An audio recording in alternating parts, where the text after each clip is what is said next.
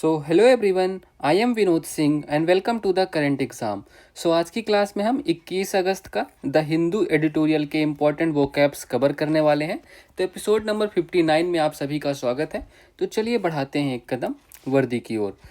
पहले हम last class का रिवीजन कर लेते हैं। तो लास्ट क्लास में हमने कौन कौन से वर्ड किए थे, तो देखिए, एक हमने लेमेंट किया था। लेमेंट मतलब क्या होता है कि अपना जो दुख होता है, हम गहरा दुख जताना, विलाप करना या शोक प्रकट करने का एक तरीका होता है, रो कर या कोई गाना गाकर या कह कर, ठीक है, शब्दों के द्वारा।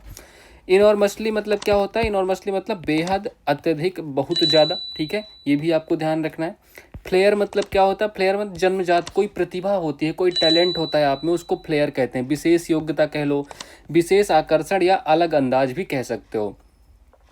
बिजारे मतलब क्या होता है? अजीब व्यक्ति, अजीब विचित्र चित्र या विचित्र योजना या विचित्र दृश्य भी कह लो, असामान्य कुछ होता है तो उसको हम बिजारे कहते हैं, ठीक है। रेलीगेट मतलब क्या होता है? तो नीचे दर्जे पर भेजना, मतलब पद अवनति करना, किसी ऊपर वाली रैंक से नीचे वाली रैंक पर भेजना, मतलब आपका डिमोशन हो जाना, ठीक है, कम महत्व देना, ये भी आपको ध्यान रखना है। चलिए, तो आज की क्लास का वर्ड नंबर 1 देखिए, आयरॉनिक। आयरॉनिक आपको देखा होगा, व्यंग, व्यंग भी समझ सकते हो आप। इमेज देख के आप क्या समझ में आ रहा है? मतलब देखो, फायर स्टेशन है, मैं अभी रुक जाओ, फायर स्टेशन है और वहाँ पर ही आग लगी हो, तो मतलब इससे ज़्यादा व्यंग्यात्मक बात क्या ही होगी, है ना। चलिए, तो ये आपको ध्यान देना, मतलब अब बारिश हो रही है, उसमें भी आग लगी, मतलब एक तरह से दर्शाया गया है कि मतलब क्या ही है तुम्हारा। तो मीनिंग देखिए इसका। तो आयरॉनिक देखिए, तो एग्जेक्टिव की तरह इसका हम प्रयोग करने वाले हैं। अब मीनिंग कैसे, क्या अर्थ निकलेगा? तो means something happening in the opposite way to what is expected, मतलब जो भी हमने आशा की थी उसके बिल्कुल विपरीत हो रहा है। Often in a way that seems amusing और स्ट्राइकिंग, मतलब ऐसे मनोरंजक लगे, व्यंगात्मक लगे। व्यंग समझते हो ना, मतलब हंसी मजाक में किसी की आलोचना करना, ऐसा भी कह सकते हो, ठीक है। तो आयरॉनिक मतलब उल्टा या अप्रत्याशित घटना, या आप इसको व्यंग भी कह लो, ठीक है। तो व्यंग भी आपको इसको कह सकते हो। एग्जाम्पल देख लीजिए, तो it is ironic that the fire station burn down, मतलब यह विडंबना है कि फायर स्टेशन ही जल गया, मतलब जो लोगों की घरों की आग बुझाता है वो खुद जल गया, समझ रहे हो। अब इससे ज़्यादा व्यंग क्या होगा? She said she loved rain but it was ironic that she forgot her umbrella, मतलब उसने कहा उसे बारिश पसंद है, पर विडंबना यह है कि वह छाता लाना भूल गई, है ना। चलिए, तो सिनोनिम्स देखिए, तो पैराडॉक्सियल मतलब विरोधा, पैराडॉक्स मतलब विरोधाभास होता है ना, विरोधाभास वाला, तो वही आपको समझना है। अनएक्सपेक्टेड, अप्रत्याशित। सार्कास्टिक, यही आपको बताने की कोशिश कर रहा था, व्यंग्यपूर्ण। In another sense of irony, ठीक है। चलो, एंटोनिम्स देखिए, तो स्ट्रेट फॉरवर्ड मतलब बिल्कुल सीधा, जो काम है जो ऐसा ही करो। एक्सपेक्टेड, अपेक्षित। सिंसियर मतलब ईमानदार या गंभीर, ठीक है। तो ये आपको समझना है, ध्यान से डिफरेंस पता करना है, कैसा क्या थोड़ा बहुत है जो भी। चलिए, तो दूसरा वर्ड है आज का, तो वाइकर। बाइकर मतलब क्या होता है सर? बाइकर तो आपको बाइक वाला अलग होता है, बाइक वाले वाइकर की मीनिंग क्या होती है? ये होती है, ठीक है। तो बाइकर की मीनिंग ये होती है, बट ये इको बिकर भी कई बार कहा जाता है, तो बट इसका प्रयोग हम वर्ब के रूप में करने वाले हैं, ठीक है। अब वर्ब के रूप में सर क्या मीनिंग होगी? तो मीन्स टू आर्ग्यू और क्योरल, ठीक है, मतलब झगड़ा करना या तर्क वितर्क करना। आप इस इमेज को देख के और क्या ही समझोगे, है ना, ये दोनों आपस में तर्क वितर्क कर रहे हैं, झगड़ा कर रहे हैं। अबाउट स्मॉल एंड अनइम्पॉर्टेंट, मतलब कि छोटी छोटी बातों पर, जो महत्वपूर्ण भी नहीं है, उन बातों पर आपको झगड़ना। तो छोटी छोटी बातों पर झगड़ना, इसकी मीनिंग हो गई बिकर या बाइकर की। एग्जाम्पल देखिए, तो the children kept bickering about which cartoon to watch, मतलब बच्चे देखो कार्टून, कौन सा कार्टून देखें, इस बात पर झगड़ रहे थे। The two friends bickered over who should sit in the front seat, मतलब दोस्त आगे की सीट पर बैठने को लेकर झगड़ पड़े, ठीक है। तो ये आपको ध्यान रखना, बाइकर मतलब झगड़ना या छोटी छोटी बातों पर उलझना। सिनोनिम्स देखिए इसके, तो स्क्वेबल मतलब तकरार करना, क्वेरल मतलब झगड़ना, आर्ग्यू मतलब बहस करना। एंटोनियम्स देखो, तो एग्री मतलब सहमत हो जाना, हार्मोनाइज मतलब सामंजस्य बैठाना, रिकॉन्साइल मतलब मेल मिलाप करना, ठीक है। तो ये मीनिंग आपके लिए इंपॉर्टेंट है, हमने किया भी था शायद 4-5 क्लास पहले, है ना, मुझे तो ध्यान आ रहा है। चलिए, तो वर्ड नंबर 3 देखिए, तो फ्लाउंडर। फ्लाउंडर मतलब क्या होता है सर? फ्लाउंडर आप इमेज देख के क्या समझ पा रहे हो? तो फ्लाउंडर का प्रयोग हम वर्ब के रूप में करते हैं, ठीक है। टू स्ट्रगल और हैव डिफिकल्टी, मतलब संघर्ष करना या किसी कठिनाई में फंस जाना। बच्चा बेचारा गड्ढे में गिर गया, तो एक कठिनाई में फंस चुका है ये, तो कठिनाई में फंस जाना या हड़बड़ाना या संघर्ष करना, आपको ध्यान रखना है, ठीक है। फ्लाउंडर की मीनिंग। एग्जाम्पल देख लीजिए, the student floundered while trying to answer the tough question, मतलब छात्र कठिन सवाल का जवाब देते समय हड़बड़ा गया। ओके, चलिए ठीक है। सिनोनिम्स देखिए, तो फॉर द स्ट्रगल मीनिंग, तो स्ट्रगल मतलब क्या होता है, संघर्ष करना। फंबल मतलब गलती करना या उलझना कहीं, ठीक है। स्टम्बल मतलब लड़खड़ाना या चूक जाना। एंटोनिम्स देखिए इसी की, सक्सीड मतलब सफल होना, मैनेज मतलब संभालना, प्रोग्रेस मतलब प्रगति करना। ओके, चलिए वर्ड नंबर 4 देखिए, तो वीजल, वीजल मतलब क्या होता है सर, तो वीजल पहले तो किस तरह हम इसका यूज करेंगे, तो एग्जेक्टिव मतलब विशेषता बताने वाला शब्द है एक प्रकार का। तो इसकी मीनिंग भी देख लो, तो आई स्मॉल, देखो वैसे तो इसकी दो मीनिंग है, दोनों मीनिंग आपको ध्यान रखना है। आई small slender mammal known for being quick and sneaky, मतलब जो तेज तर्राट के लिए जाना जाता है, कौन, नेवला। चालाकी के लिए भी जाना जाता है, बहुत तेज होता है, ठीक है, आप इसको देख सकते हो। और अ ट्रिकी और deceitful person who tries to avoid responsibility और चीट, मतलब जो धोखेबाज व्यक्ति होता है, चालाक या धोखेबाज व्यक्ति भी आप कह सकते हो, ठीक है। ये आप देख लो साथ में जो खड़ा है, तो ये ध्यान रखना है। तो वीजल की दोनों मीनिंग, एक तो नेवला हो गया, वो भी तेज तर्राट और चालाक होता है, और दूसरा चालाक या धोखेबाज व्यक्ति के रूप में इसका हम प्रयोग करते हैं, ठीक है। चलिए, तो the weasel slipped into the chicken coop, मतलब नेवला मुर्गी खाने में घुस गया। Don't trust him, he is real weasel, मतलब उस पर भरोसा मत करो, वो बहुत चालाक या धोखेबाज है, ठीक है। तो वीजल मतलब चालाक या धोखेबाज, आपको ध्यान रखना है।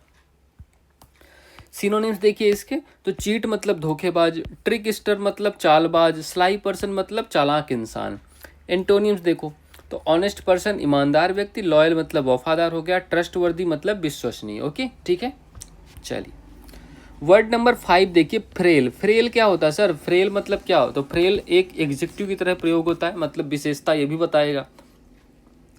अब आप इस इमेज को देख के क्या समझ पा रहे हो, बेचारा कमजोर नाजुक इंसान दिख रहा है ना, तो मीन्स फिजिकली वीक, डेलिकेट और इजिली ब्रोकन, मतलब टूटा हुआ, आसानी से जो टूट जाए, या फिजिकली मतलब शारीरिक रूप से कमजोर दिखे, तो मीनिंग कमजोर हो गया, नाजुक हो गया, आसानी से टूटने वाला, ठीक है। एग्जाम्पल देखिए भैया, तो the old man was frail and needed help walking, मतलब वृद्ध आदमी इतना कमजोर था कि उसे चलने में मदद चाहिए थी।